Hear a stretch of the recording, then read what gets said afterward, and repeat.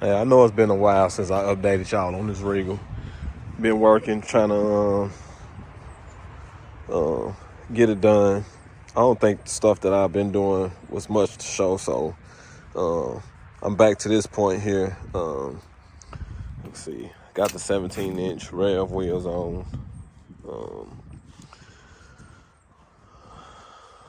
Let me try to see here. Let me tell you what I've done. I took the original AC box out. I rebuilt that box. I had the heater core, took it to the shop. Right at the shop, had it tested. I took the evaporator to the shop, AC shop, had it tested. And I rebuilt the heater control switch in the inside. I mean, not heater control switch, but I can't even think of the name of it. But y'all know what I'm talking about, the temperature control switch. And what I had problems was it kept having a miss. And I was having oil dropping on the headers. What the problem was, you can see here, I couldn't see it. You can see that it was pressing up against my headers. It was pressing up against it, arcing off of them, I guess. I don't know. I guess these were still getting hot. You can see how they look. I didn't think they was going to get that hot through there, but obviously they did. And the way my heater box was, my AC box, I couldn't get this valve cover here on because it was bumping into it, and what it kept doing was making this gasket here. It was hitting the rockers and bumping that gasket off. I had changed it twice and it did the same thing. Every time I took it off, the gasket was hanging down here because it was hitting just a little bit and sliding off. And by the time I tightened it down, I couldn't see nothing over here. I was in a bind. So this is what brought me to this point here. The vintage air. I'm going vintage air on here because I want that space. I need that space. And I think it looked better if I decide in the future to go with a turbo. I have room to play with, and I'll be able to change my plugs and stuff. I couldn't get to these two. Like I said, these two I was in a bind. And y'all remember I made my own ignition coil bracket. I fabbed the other one up and I made it. You can see it over there. But this is where I'm at. So I got a lot of wiring I'm gonna be redoing, and I'm gonna route this a little different so it'll look cleaner down here. But this is where I'm at. I got the vintage air. I didn't buy the whole kit, which I regretted now because I found out that the compressor I had the factory truck compressor. Vintage air said they weren't gonna work with that. So what I'm gonna do is I'm gonna eventually go back and get the rest of the parts. I just got off the phone with them. They gave me the part number and they sent me an email with the parts I'm gonna need to finish this up. I took the factory condenser out. I bought a brand new one. So I got the AC box up for sale. I got all let me walk you around here. I got all the AC, the factory duct, the temperature control switch, all that. I'm selling. I got it on eBay. If somebody reach out to me, they want it, it'll be cheaper than getting it on eBay. You can see what I got going on in here. I got the box in. Vintage Air say that on the inside of that box to put like a 1/4-inch insulation. I put some dyno mat in there. It's the dyno mat that I have. You can use it. It can be heat resistance as well as sound deadener. So that's where I'm at. I got everything in. So now I'm over here about to get ready to cut my dash up because I got to put the new glove compartment in there. And you can see where I'm at now. They're saying, measure from this rivet over here, 1/8 inch, cut 10 inches. So you can see I got my measurements. You can see that spot there, 8 inch from the rivet. It'll come right there, 10 inches. What I'm thinking about is going just like about an 1/8 inch over, just to have some play. And I'm gonna look at the instructions because I may need that space for to drill something for something to rest. But I'm gonna put my box in first, my glove compartment in, to make sure I got this right, because I don't want to put this in and then have to come back and cut when everything is in. So that's the plans there.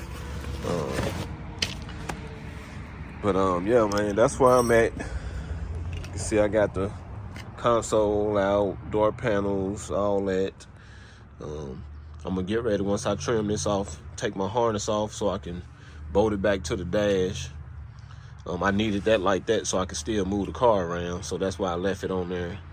And I'm gonna do some rewiring over here since I did that over, and I'm gonna have room over here. I'm gonna rewire sort of some wires back together and make it look a little neater. With my computer, I'm gonna still leave under the hood because I had it sitting in this box over here, so I'm gonna still leave it. I'm gonna go back and get some more braided. I think I'm gonna get 5/8 braided wrap loom, so I can put a couple of these together, maybe 2 or 3, depends on how many will fit in there, to make it look like one piece so it'll look a little neater. But that's it. So the compressor I'm end up having is the 709 satin compressor. I'm gonna get vintage air. I'm gonna buy my compressor separate. That save me some money. Whatever I could buy separate, since I'm this far, I'm not going through vintage air for my AC lines, because I'm gonna do my AC lines myself. Make a little neater. I may not run it across there. I may run it down and then back. I just want stuff to look a little neater. So just, man, update y'all on where I'm at. It's been a long time since I updated y'all on this Regal, man. People been looking, said, man, you going backwards, you tearing it apart. Yep, I pulled it back out and put it on this slab over here. I'm glad I got the wiring still in, because it's supposed to have a freeze.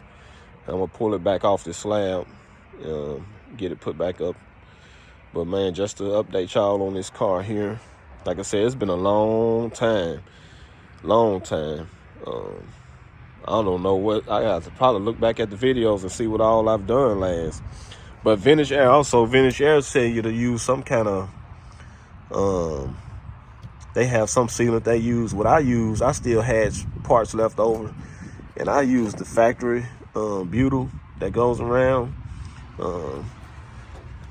I just put it in there, outlined the whole box with it. You can see I got it inside that hole with the bolt so to seal up. I'm gonna clean that up a little better. Once I tighten it down, I'm gonna clean it up a little better. Just to update y'all, man. This is how it's looking. I don't think this car was primed down the last time y'all seen it either. I don't want to bend that. I don't think it was. It's been primed down. Let me see if I can walk around here. I forgot I had this out here. I gotta move that fender. Let me see if I can kind of let y'all see what it look like. Another thing I gotta get, I don't know if I want to do it myself or buy it from my dash. My dash is from my mind is blank right now. I just got finished working on my daughter's car.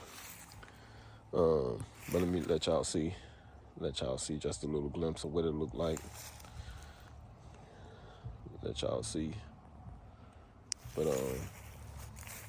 the Dakota Digital dash. I may get the Dakota Digital. I think it's like a GS 3000.